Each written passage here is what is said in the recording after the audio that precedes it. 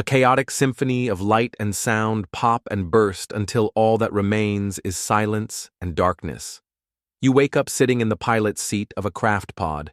Your perspective is limited, and you hear your breathing, which means you have a helmet covering your head and face. You are in a flight suit of some sort designed for distant off-world travel. So far, you are unable to see beyond your mask, but a blinking light brings your attention to an instrument panel just at arm's length. Most of instruments are broken, save for the one that blinks to let you know everything else is broken. Attempting to ground yourself, you find that you have no recollection of the events that brought you here. From what you can see out the window is not much. Your world is enveloped in darkness. The terrain looks flat, but you are unable to see much more than a few yards from the ship. You open the hatch and get better view of this strange world. Without proper readings of where you are, you venture to keep your suit on until you can know if the air is breathable. Your suit can hold enough oxygen for up to 18 hours without any extreme strengths of physical exertion. Stepping foot on the ground, you notice gravity appears to be similar to Earth. You get first good look at the sky. Without knowing the day-night cycle, you are unsure how to evaluate what you're looking at. The sky appears to be a dark amethyst color with streaks of indigo haphazardly brushed across it. They act like clouds high up in the sky, each hiding a glowing blue moon behind it. Take quick stock of your situation. The lifeboat you crashed land was a one-tripper, and the crash did away with any hopes of attempts at a second. Your suit appears relatively untouched from the crash and in good working order. There is a wristband with a readout for the oxygen supply. Other than that, you have your legs and your wits. With no better alternative, you decide to walk away from the lifeboat. Looking over a horizon to the left, you gaze at what could pass as storm's cloud in the distance. A thick layer of dark purple hangs between the orange sand and the sky. You see the clouds roll and bubble with momentum. To the right looks clear, so you go right. You do not know how long you may have before a storm hits or what that would look like here, but you attempt to put some haste in your step. No destination other than survival. A purposeful walk turns to a jog, which briefly jumps to a run, but slows back down to a brisk walk. The weight of the suit and limited oxygen put a low ceiling on how fast you can travel. You decide a steady pace is best. You have no sense of time or how far you've traveled. You glance behind you every so often to check on the storm, which appears to have stalled at least for now. You could measure your distance from the pod, but you lost sight of it, and your only point of direction a while ago. "No, stay with me!" A voice thundering across the surface of the planet. The vibrations knock you to your feet. You're momentarily paralyzed by this new mystery. "Stay with me!" the voice says again, and like before, the world shook. The ground stabilizes and your fear subsides. Or at least it intensifies enough to get you back to your feet and moving again. You add fearful determination into your walk with an intent of fleeing and hiding. But with nothing to see other than a dark sky and burnt orange sand, you are once again fleeing with no destination. Deep on the horizon, straight ahead, a small flash of what could be lighting popped. Unsure of the meaning of what you saw, it is a promise of something other than darkness perhaps, so you continue toward it. You believe you make out a rise in elevation in the distance. Could be mountains or perhaps unnatural mounds, signaling life. Either way, you head towards it. The mounds gradually grow in height, and you can be pretty certain they are natural mountains.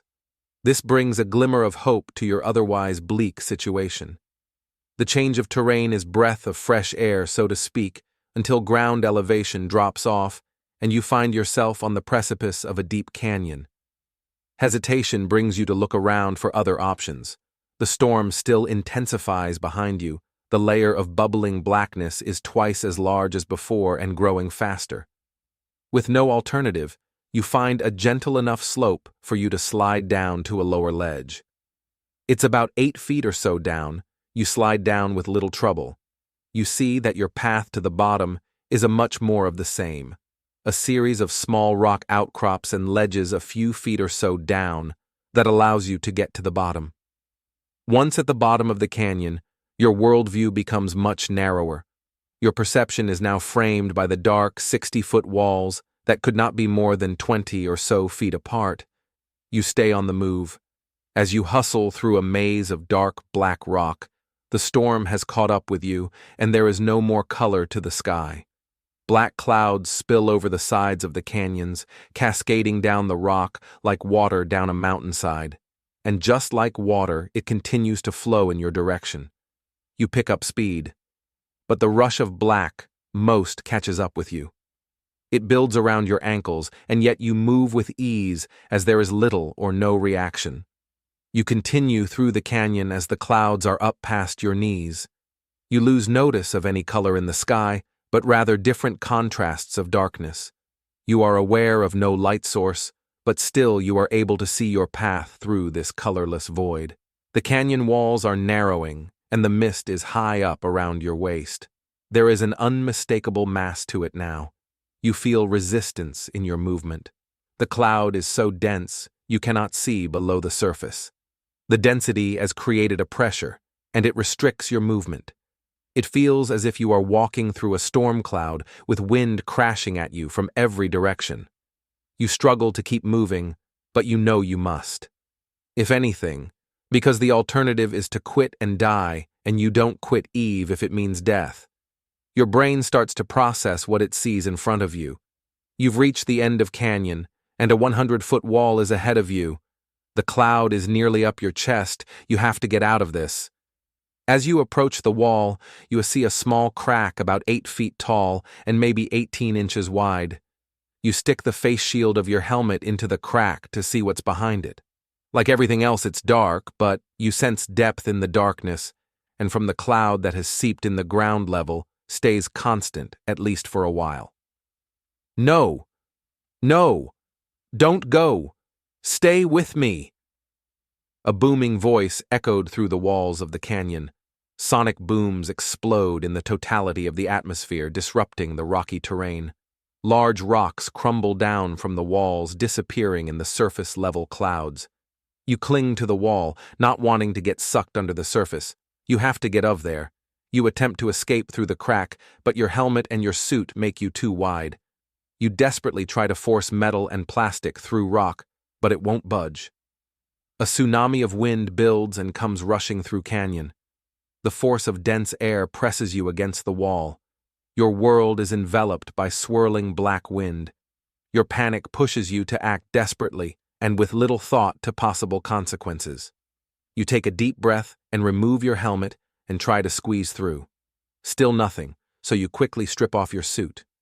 Wearing nothing but a monotone underbase layer, you take your first breath of alien air and are relieved to not immediately die. It could be oxygen, but for now it's not poison. The narrow crack blocks most of the wind, but forces you to sidestep most of the way. With only the side walls to guide you, you press on.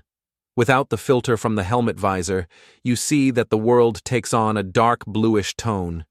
Your arms, spreading farther alert, tell you the gap is widening.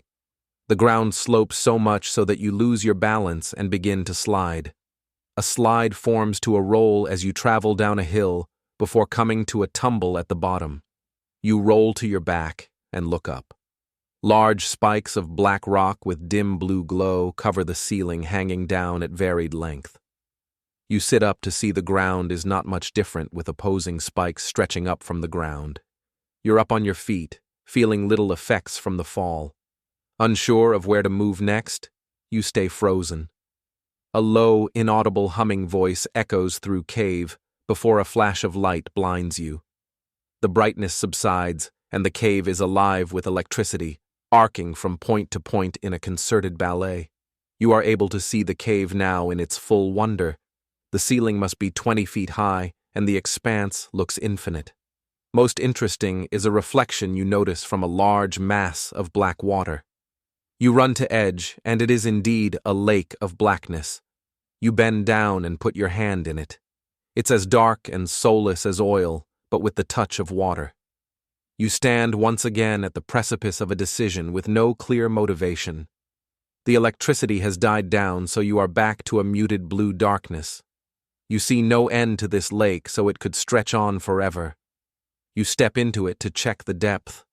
You look back away from the shore and see the hole you fell about 8 feet off the ground and the wall, about 50 yards from the shore, marking this end of the cave. You look around for answers. There's always something. You venture farther from the shore, but a force pulls you back.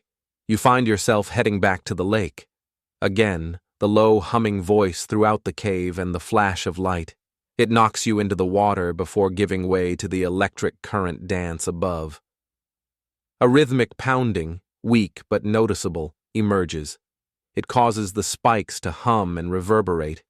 You get up and are immediately taken back by a tall cyclone of light at the back wall of the cave, stretching from ground to ceiling. You walk towards it and feel warmth immediately. It's the first time since you woke up that you have noticed temperature. It never occurred to you if it was hot or cold. But now, as you step closer to this light, arms of warmth reach out to pull you closer. A small black wave rushes up from the lake and swirls around your feet before receding back. You take another step toward the light, and again a black wave comes in, this time up to your knees, and you feel the pull of current as the water recedes. You move closer to the swirling mass of white illumination and are hit by another wave that knocks you to the ground, and this time the current drags you back a few feet. You jump to your feet and sprint toward the light. Another crash from behind, and you fall face forward down into blackness. The current has you. It pulls you under the black water. You tumble and roll around trying to get a sense of your direction. The wave crashes back on land. You're up and sprinting hard now toward the light. You dare to look back and catch a tidal wave building and rushing up quick. The brightness begins to hurt your eyes, and you squint but still run. You are hypnotized, but the warmth as it grabs hold of you. You feel drops of water falling as you know the wave is about to crash down. You push forward with everything you have left and leap forward just as the wave crashes behind you. The intensity of the wave pushes you forward into the cyclone, and your world goes to white. "I have a pulse," one EMT alerts another. "Okay, she's stable. Let's load her up." It's early morning. The sun has broken free from the horizon. Last of the night, fighting a losing battle with the sun, paint an ombre of black to blue to yellow in the sky. The virgin sun's rays reflect off the fresh dusting of snow, illuminating the world. The two EMTs secure the woman to the gurney and exit a suburban home towards a waiting ambulance. A man, early 40s, runs alongside the gurney. He's wearing sweatpants, t-shirt, and slippers. He's holding her hand. She's loaded up, the doors are closed, and the ambulance drives off. The man walks back over to the sidewalk and bends down to embrace two small children, their eyes red and swollen, their cheeks wet with tears. "Is Mommy going to be okay?" a young girl of 8 asks her dad. "Mommy's going to be okay. She got lost in a dark place, but she found the light again," he tells them. The flashes of red and blue fade on their faces as the ambulance gains distance from them. The family watches as their mother heads off toward the rising sun of a new day.